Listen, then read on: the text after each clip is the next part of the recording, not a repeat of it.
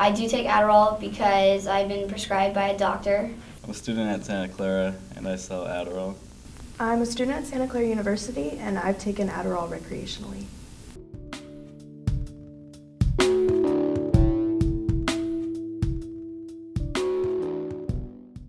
Adderall is just a brand name for really amphetamine, a type of amphetamine. That particular brand contains two different kinds of chemicals. They're very similar to one another. They just have slightly different structures, but they do have different effects on the brain. The idea is that through increasing release of the neurotransmitter dopamine, those students are better able to concentrate on a particular task at hand, and certainly for longer periods of time. I'm able to slow things down. I'm able to organize things better, one thing at a time instead of like quick motion. It will like zoom you in. That's the only way I can describe it. I was diagnosed with attention deficit disorder. That doesn't mean that I have attention deficit disorder. I don't think that attention deficit disorder is really an agreed upon diagnosis yet. You know, it's not like you can do a blood test for it.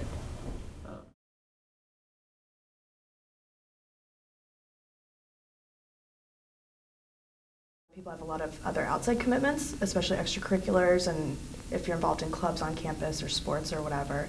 So that adds to the pressure of doing well in school, and so people feel that they need to find some other way to study when they don't have a lot of time. I typically sell 10 milligram pills to students because I guess they're the most common. And I took it when I was doing an all-nighter for a final exam in the next morning, and I had a really hard time sleeping the next couple days because I had used it in addition to staying up all night. I took 20 milligram. It was for finals. That night I couldn't sleep, I couldn't eat, had no appetite, and the next day I just felt terrible. Had a headache all day. Just felt like a massive hangover. If you physically cannot get yourself to sleep and get your body to sort of recover at the end of the day, that can become problematic for your immune system and your ability to fight off disease, your ability to sort of make it do day-to-day, drive a car, you know, in a way that's safe. And it's psychologically very difficult to deal with. There's a reason you have a prescription to get Adderall, and if you don't have that prescription, obviously it's not for you. I don't give out mine, but some of my friends I do know have definitely always asked me, oh, can I have an Adderall? Like, can I take it? Like, I really need it. And to me, it's kind of like you don't even know the side effects because for everyone it's different. I would say increased concentration. I know that it is an appetite suppressant, but other than that, I don't really know the side effects. I was pretty quickly up to 10, and then I was taking 20, 25. So originally I was taking it more to help me concentrate, and now I take it to avoid depression mainly.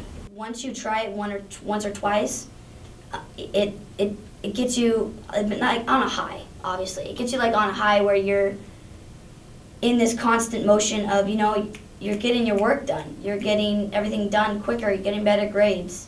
As the brain adapts, if an individual is continually taking the drug in high doses especially, those good feelings start to be harder to reach. And so you start to have to increase the dosage, and thus the dependence kind of begins. If I were to say, oh yeah, I stopped taking it, it would add a nice resolution, you know, in the Adderall Diaries, my book. I mean, it would be really nice if at the end of the book I said, well, I'm not doing these drugs anymore. It does scare me because there have been problems. People have gone to the hospital with this. You know, it's a drug. Will it continue and will it rise? I think so. But then again, can you stop something that's already out there? I'm very concerned with students taking a cavalier approach with a drug that affects their brain. And we know, as we understand more about the brain, that every experience that you have, whether it's sitting in a classroom or going abroad, alters your brain fundamentally. If you start messing around with the natural chemical of your brain by taking a drug such as Adderall and changing the levels that are being produced in your brain, you are altering your brain fundamentally, sometimes irreversibly, in ways that we don't understand yet.